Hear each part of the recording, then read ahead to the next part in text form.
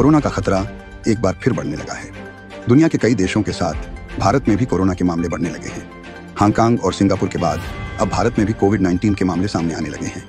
Corona के बढ़ते case ने सरकार के साथ आम लोगों को भी चिंता में डाल दिया है। स्वास्थ्य विशेषज्ञों का मानना है कि स्थिति अब भी गंभीर नहीं है, लेकिन सतर्कता और सावधानी बेहद जरूरी है।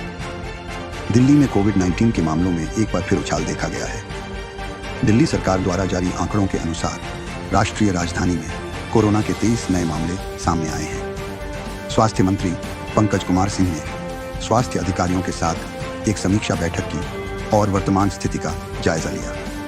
सरकार यह भी पता लगाने में जुटी है कि ये मरीज दिल्ली निवासी हैं या अन्य राज्यों या देशों से यात्रा करके आए हैं।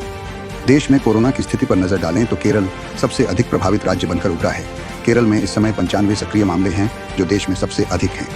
इसके बाद तमिलनाडु में 66 और महाराष्ट्र में 56 सक्रिय मरीज हैं। दिल्ली 23, पुडुचेरी 10, कर्नाटक 13, गुजरात 7, राजस्थान 2, हरियाणा 1, सिक्किम 1 और पश्चिम बंगाल 1 जैसे अन्य राज्यों में भी संक्रमण के मामले सामने आए हैं। इस आंकड़े से स्पष्ट है कि कुल मिलाकर 85% से अधिक सक्रिय मामले केवल 3 राज्यों केरल, तमिलनाडु और महाराष्ट्र में ही हैं। महाराष्ट्र के ठाणे शहर में भी पिछले 3 दिनों में 10 नए कोविड मामले सामने आए हैं। इसके बाद ठाणे नगर निगम TMC ने सभी अस्पतालों को सतर्क रहने के निर्देश दिए हैं। TMC द्वारा जारी विज्ञप्ति के अनुसार फिलहाल मरीजों में केवल हल्के लक्षण देखे जा रहे हैं और उनका इलाज घर पर ही किया जा रहा है। नगर निगम ने यह भी कहा है कि सभी स्वास्थ्य केंद्रों में दवाओं और कोविड टेस्ट किट्स की कोई कमी नहीं है और लोग घबराएं नहीं। देश में अचानक बढ़ते मामलों और एशियाई देशों में बिगड़ती स्थिति को देखते हुए लोगों में यह आशंका है कि क्या भारत में एक बार फिर कोरोना की लहर आ सकती है। इस बारे में Indian institute of public health Gandhinagar के संक्रामक रोग विशेषज्ञ डॉ. अनीश सिन्हा का कहना है कि फिलहाल इस बात की आशंका कम है कि देश में फिर से बड़ी संख्या में मामले बढ़ेंगे या कोई बड़ी लहर आएगी। हालांकि उन्होंने यह भी कहा कि हमें लापरवाही नहीं बरतनी चाहिए, क्योंकि वायरस के नए वेरिएंट्स की निगरानी बेहद जरूरी है। वर्तमान में जिस ओमिक्रॉन सब वेरिएंट JN.1 को संक्रमण में वृद्धि के लिए जिम्मेदार माना जा रहा है, वह भारत में पहले भी पाया जा चुका है।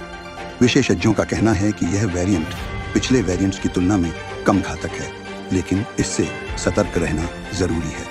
समय के साथ वैक्सीन से बनी प्रतिरक्षा प्रणाली कमजोर हो जाती है, जिससे नए म्यूटेटेड वेरिएंट्स के प्रति शरीर की संवेदनशीलता बढ़ जाती है।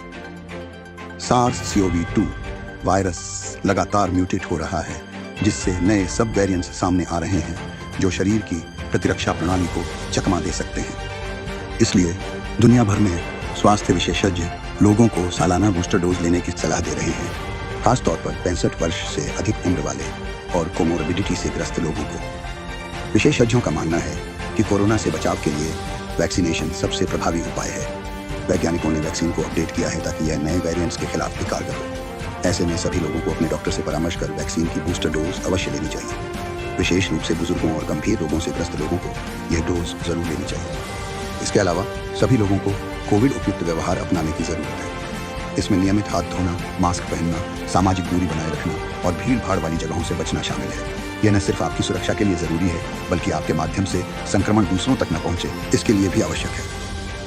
भारत में भले ही कोरोना की स्थिति अभी नियंत्रण में हो, लेकिन बढ़ते मामलों को नजरअंदाज नहीं किया जा सकता। सरकारें अलर्ट मोड पर हैं और विशेषज्ञ लगातार निगरानी कर रहे हैं।